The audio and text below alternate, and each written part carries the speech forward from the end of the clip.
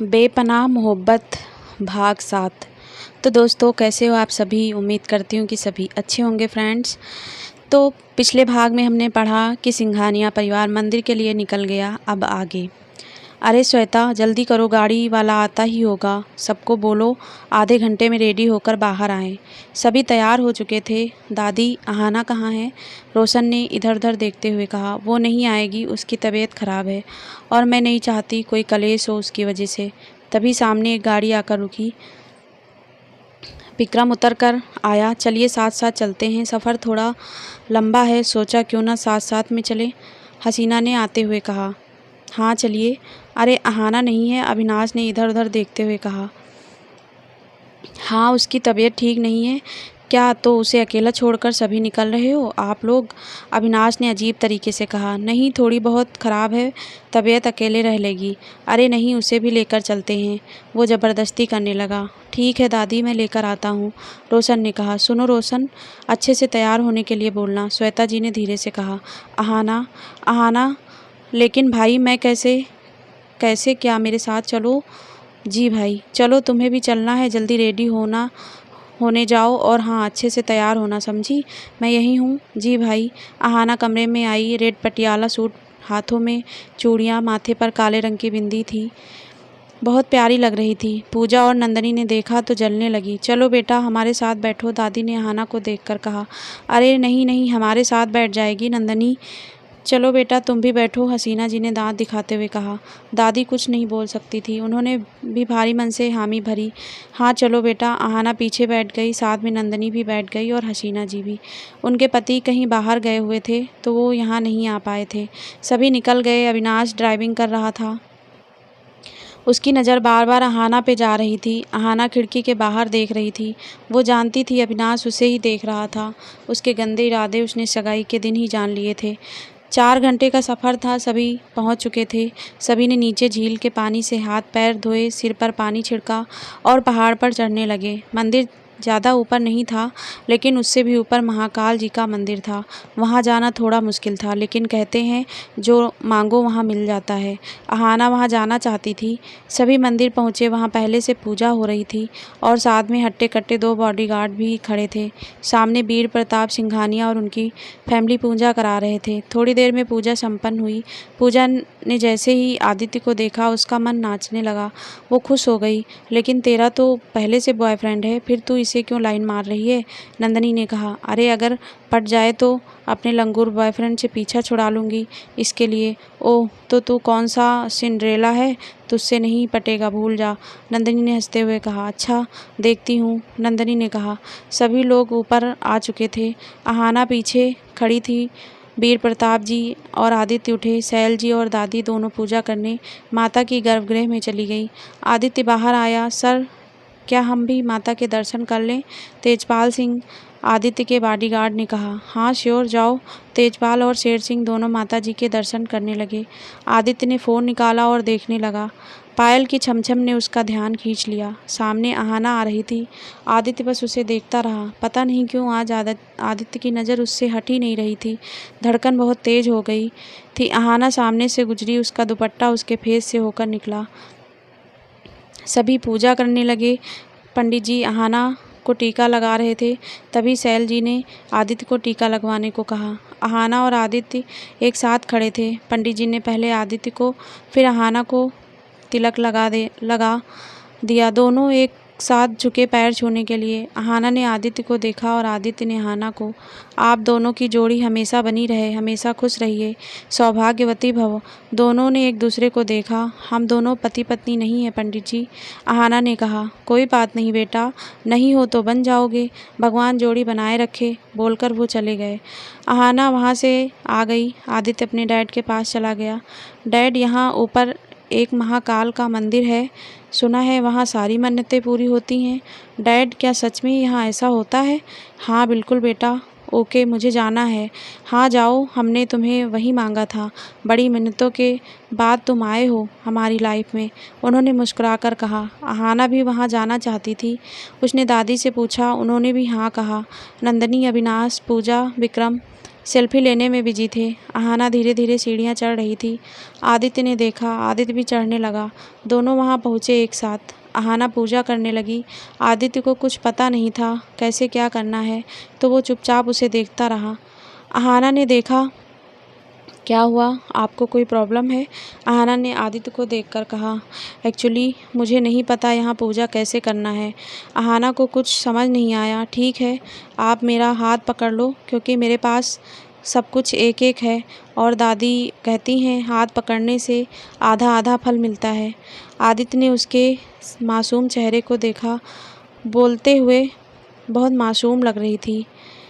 क्या आपको करनी है पूजा? तो मेरा हाथ पकड़ लो। हाँ, आदित्य ने उसका हाथ पकड़ा और पूजा करने लगा।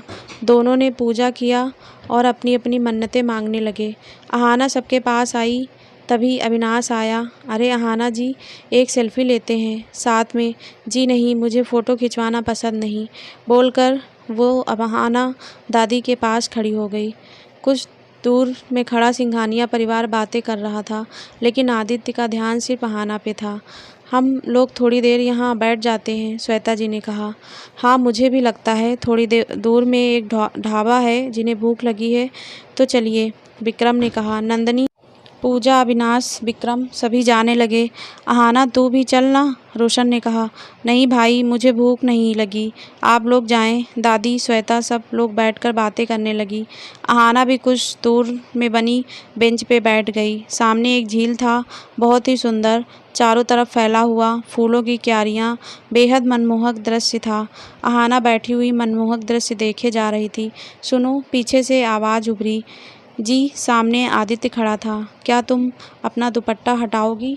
अहाना ने देखा, उसका दुपट्टा फैला हुआ है। उसने समेट लिया। तुम यहाँ अकेली क्या कर रही हो? कुछ नहीं, बस यूं ही झील को देख रही हूँ। अचानक से सामने दो पहलवान जैसे आदमी आकर खड़े हो गए। अहाना डर गई। आदित्य ने जब देखा, अहाना डर गई। शेर सिंह तेजपाल जी, मैं ठीक हूँ। यहाँ आप लोग मॉम डैड के पास रहिए। Yes sir. ये लोग कौन थे? अहाना ने धीरे से पूछा। ये हमारे बॉडीगार्ड हैं। अहाना ने गौर से आदित्य की तरफ देखा, फिर सामने देखने लगी। हाँ, आपको अजीब नहीं लगता आपके साथ दो लोग हमेशा होते हैं? नहीं, अब मुझे आदत हो चुकी है। इनफैक्ट मैं यूएस में था, तब भी दो लोग हमेशा साथ होते थे। आदित्य ने कहा। आप यूएस में रहते थे? हाँ, 15 साल रहा। डैड, मॉम, दादी यहीं थे, फिर यहीं आ गया। तुम बताओ अपने बारे में अहाना। आपको मेरा नाम कैसे पता? अहाना ने उन्हें देखते हुए कहा। कॉलेज में तुम्हारे प्रोजेक्ट पे देखा था। हाँ, आप यहाँ पूजा करने आए हो? हाँ, एक्चुअली आज मेरा जन्मदिन है, सो फैमिली के साथ आया हूँ। आदित्य ने मुस्कुराकर कहा। Happy birthday. अहाना ने मुस्कुराकर कहा। बताओ कुछ अपने बारे में। मेरे बारे में ऐसी कोई बात नहीं, अहाना ने नज़रें नीचे करके कहा। लेकिन मैं जानना चाहता हूँ तुम्हारे बारे में अच्छे से, आदित्य ने अहाना को गौर से देखते हुए कहा। अब मैं चलती हूँ, बोलकर अहाना निकल गई। पता नहीं क्यों आदित्य के सामने रहने से उसे अजीब लगता था, जैसे वो आदित्य को पहले से जानती हो। आदित्य बस उसे ही देखता रहा। आदित्य के मन में भी अजीब सी बेचैनी हो रही थी। वो उठा और सबके पास आ गया। थोड़ी देर में शर्मा फैमिली निकल गई। आदित्य भी अपनी फैमिली के साथ निकल चुका था। उसे बार बार अहाना की बातें याद आ रही थी। ऐसा क्या है कि वो बता नहीं सकती? उसका मन भारी हो रहा था। आदि, चलो बेटा, होटल चलते हैं, वीर प्रताप जी ने कहा। हाँ बेटा चलो, मुझे थकान हो रही है, दादी ने आंखें बंद करके कहा। हाँ डैड, चलते हैं। गाड़ी द लीला पैलेस में जाकर रुकी। तुरंत दो लोग आए। उन्होंने दरवाज़ा खोला। वो लोग अपने अपने कमरों में चले गए। होटल उन्हीं का था, इसीलिए हर चीज़ पेश थी वहाँ पे। थोड़ी देर में सभी ने साथ में खाना खाया। तब तक रात हो चुकी थी। अहाना भी घर पहुँची। उसने बस मंदिर का प्रसाद ही खाया था, इसीलिए उसे जोरों की भूख लग रही थी। दादी वहीं चली गई। अहाना अकेली थी। उसने खिचड़ी बनाया और खाकर सो गई। लेकिन उसके दिमाग में आदित्य की बातें ही आ रही थी। रात भर उसे नींद नहीं आई। सुबह आंखें 6:30 बजे खुली। देखा सूरज निकल चुका है। घर का सारा काम समेटा, नाश्ता तैयार किया, रेडी हुई। तब तक नव्या और कृतिका आ चुके थे। चलते हैं, नव्या ने कहा। हाँ चलो। अहाना कल कॉलेज क्यों नहीं आई थी? वो मंदिर गई थी सबके साथ। यार तेरे बिना मन नहीं लगता हमारा, सब लोग तुम्हें ढूंढ रहे थे, किट्टू ने कहा। मुझे क्यों? यार लड़के तो देखते हैं और लड़कियां जलती हैं, किट्टू ने हंसकर कहा। लेकिन नव्या ने गंभीर होते हुए कहा, लेकिन क्या तुझे पता है कल विराट तुम्हारे बारे में पूछ रहा था। मेरे बारे में? क्यों? अहाना ने कहा। पता नहीं, उन्हें कोई बात करनी थी इसीलिए। तो तुम दोनों ने क्या कहा? हमने बोल दिया उसे कोई बात नहीं करनी आपसे। हाँ अहाना, एक बार उसकी बात सुन ले, पता नहीं क्या बोल रहा है यार। हाँ यार, किट्टू ने कहा। क्यों सुनूं, तुम दोनों ही बोलो, मुझे कोई मतलब नहीं उनसे, उनकी लाइफ से, तो फिर क्या बात करनी उन्हें मुझसे। तभी बेल बजने लगी। क्लास शुरू हुई। अगले हफ्ते परीक्षा शुरू होगी, अभिमन्यु सर ने बता दिया। सभी पढ़ाई में जुट गए। देखते देखते एक हफ्ता गुजर गया। परीक्षा का पहला दिन। सभी के क्लास अलग अलग थे। विराट की क्लास से अहाना अच्छे से दिख रही थी। विराट बैठकर बस उसे ही देख रहा था। अहाना किताबों में गुम थी। सौम्या अहाना के क्लास में आई। अहाना, एक बात बोलूं? बोलो ना, अहाना ने बुक देखते हुए कहा। वो देख, विराट सर तुझे देख रहे हैं। अहाना ने सामने देखा, विराट उसे ही देख रहा था। अहाना ने तुरंत नज़रें हटा दिया। वो मुझे नहीं देख रहे हैं, तुम्हें गलतफहमी हुई है। तभी सर आए, सबको क्वेश्चन पेपर दिया। सभी अपने अपने सॉल्यूशन करने में लग गए। अहाना को जो समझ आया उसने वो बना दिया। कुल मिलाकर अहाना की परीक्षा अच्छे से हो गई। अहाना बाहर आ गई। बाहर नव्या और कृतिका भी मिल गई। यार तेरा एग्ज़ाम कैसा गया? नव्या ने पूछा। हाँ अच्छा गया, पास हो जाऊंगी, किट्टू ने हंसते हुए कहा। आहू, तेरा एग्ज़ाम कैसा गया? अच्छा था। उसके दिमाग में उस समय विराट चल रहा था, क्योंकि वो हर टाइम अहाना को ही देख रहा था। चलते हैं। हाँ चलो। तीनों चल दी। अहाना, नव्या, मुझे सिटी सेंटर में कुछ काम है, क्या तुम दोनों चलोगी? किट्टू ने कहा। हाँ चलो। तीनों वहाँ पहुँची। वहाँ थोड़ी भीड़ लगी हुई। अरे, हमारे देहरादून का बेस्ट बिजनेसमैन आदित्य सिंघानिया देखिए, अपने वीर प्रताप सिंघानिया जी बहुत ही बढ़िया आदमी हैं। तो उनके बेटे का तो यह हक है भैया। नया लड़का है, जोश भी है, कम उम्र में बहुत ही बढ़िया काम किया है, अपने बाप का नाम रोशन कर दिया।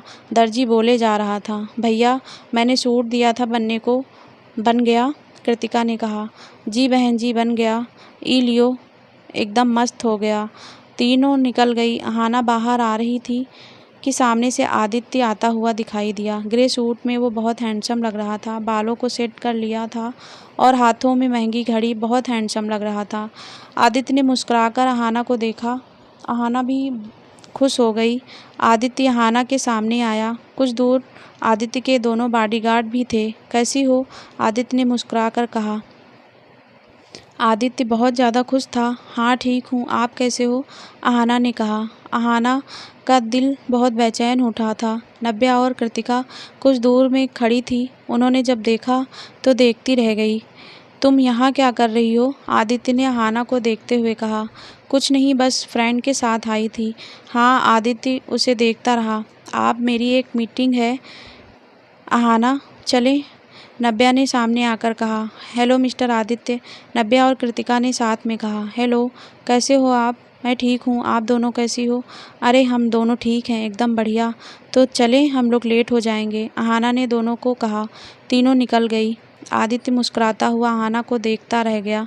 तीनों ऑटो पे बैठ गई। अहाना ने बाहर देखा, जहाँ कुछ देर पहले आदित्य खड़ा था। उसने देखा वो अभी भी वहीं खड़ा था और उसे ही देख रहा था। आहू, ये सब कब हुआ? बता हमें भी, नव्या ने उसे छेड़ते हुए कहा। क्या सब? अरे वो आदित्य यार, वो। और तू क्या बोल रही है तुम, नव्या? अच्छा नव्या, क्या गलत बोल रही है? वो जैसे तुम्हें देख रहे थे, ऐसा लगता था वो तुम्हें बहुत चाहते हैं, कृतिका ने कहा। ऐसा कुछ नहीं है, एक्चुअली जिनके कपड़ों में मैंने मेहंदी लगाया था वो आदित्य ही थे। क्या सच्ची में? इतना रोमांटिक मोमेंट, वाव, नव्या ने सोचते हुए कहा। क्या वाव? ऐसा कुछ नहीं है। तुम लोगों को पता है ना, मेरे साथ बहुत प्रॉब्लम है, मैं ये सब सोच भी नहीं सकती, अहाना ने कहा। यार क्या सोच नहीं सकती तुम? अगर वो तुम्हें कहें वो तुमसे प्यार करते हैं तो तुम उन्हें ना कहोगी? किट्टू ने कहा। कोई मुझसे प्यार कर भी ले तो भी उसको मुझसे अलग होना पड़ेगा। जब उन्हें मेरी सच्चाई पता चलेगी तो कौन मुझे अपने घर की बहू बनाना चाहेगा? तुम दोनों बोलो। मेरा कुछ नहीं हो सकता कृतिका। नव्या, इसीलिए मैं ऐसे कुछ नहीं सोचती। प्लीज़ तुम दोनों भी मत सोचो।